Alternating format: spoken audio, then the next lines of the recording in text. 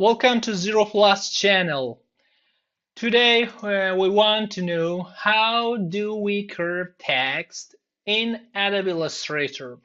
Okay, there are several ways to curve text in Illustrator, but the easiest is to select your text, go to the Effect menu, Wrap and Arc.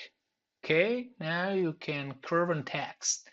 You can change the style of text by this menu,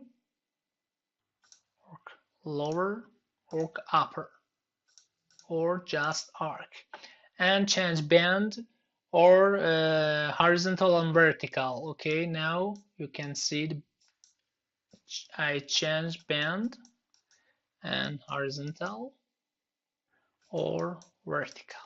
Okay, but the harder way uh, is to draw an oval and use the uh, type and a path tool. Okay, now I select Lights tool to draw a wall, but before that change the fill color to no and stroke color to blue. Okay, now select, okay, draw. Now select the type and a path tool and click on path. Now change the text 0 plus channel. That's right.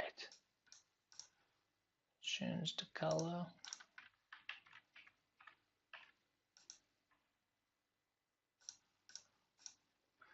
Okay.